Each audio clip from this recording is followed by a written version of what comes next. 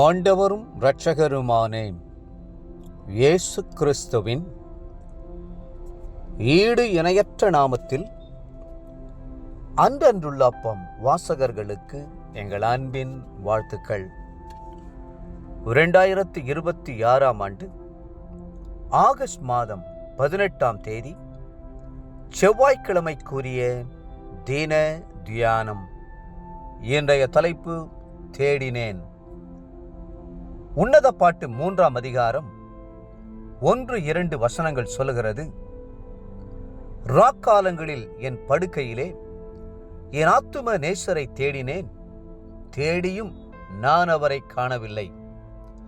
நான் எழுந்து நகரத்தின் வீதிகளிலும் தெருக்களிலும் திரிந்து என் ஆத்தும நேசரை தேடுவேன் என்றேன். ராக்காலம் என்பது மனிதனுக்கு தேவன் கொடுத்த மாபெரும் பரிசாகும். இரவு நேரத்திலே தூங்கி இளைப்பாறுகிறோம். அப்பொழுது உள்ளத்தின் உளைச்சல்களும் கவலைகளும் வெகுவாக மறைந்து போகின்றன. நன்கு ஓய்வு எடுத்துவிட்டு அதிகாலையில் எழும்பும்போது புது பலத்தோடும் உற்சாகத்தோடும் கர்த்தரை துதிப்பதற்கு அது உதவியாய் இருக்கிறது. அதே நேரத்தில் சாத்தானும் இரவு நேரத்தை தன் தீய காரியங்களுக்கு பயன்படுத்திக் கொள்ள விரும்புகிறான். கலைகளையும் எண்ணங்களிலேயும் சிந்தனைகளிலேயும் விதைத்து ஆபாச சொப்பனங்களையும் கொடுமையான கனவுகளையும் கொண்டு வருகிறான். திருடர்களையும் கொள்ளைக்காரர்களையும் அந்த நேரத்தில் அனுப்பி வைக்கிறான். விஷ ஜந்துக்கள் தங்களுடைய விஷத்தை யார் மேல் இறக்குவது என்று அலைந்து திரிகிற நேரமும் இரவு நேரம்தான். இரவில் உண்டாகும் பயங்கரம் என்றும் இருளில் நடமாடும் கொள்ளை நோய் என்றும் வேதத்தில் வாசிக்கிறோமே. 91ஆம் சங்கீதம் 5 மற்றும் 6ஆம் வசனங்கள். நீங்கள் ஆத்தும நேசரோடு ஜெபத்திலே செலவழித்துவிட்டு இரவில் படுக்கைக்கு செல்வீர்கள் என்றால் எந்த தீங்கும் அணுகாதபடி கர்த்தர் உங்களை பாதுகாப்பார். சத்துரு வெள்ளம் போல வரும்போது ஆவியானவர் அவனுக்கு விரோதமாக கொடியேற்றுவார். தேவ பிரசன்னத்தில் நித்திரை வரும் வரைக்கும் துதித்து கொண்டும் ஆவியிலே நிரம்பி அந்நிய பாஷை பேசிக்கொண்டும் படுத்திருப்பது எத்தனை மகிமையான அனுபவம்! மனிதனுடைய வாழ்க்கையிலே 1/3 பகுதி தூக்கத்திலே கழிகிறது. சிலருக்கு அது வீணான நேரமாயிருக்கும்.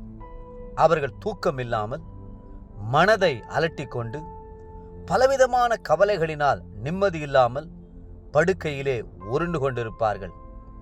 சிலரை கன நித்திரையின் ஆவி பிடித்து மரக்கட்டை போல படுக்க வைத்திருக்கும். அவர்கள் தங்கள் ஆயுளில் 1/3 பகுதியை வீணாக்குகிறார்கள்.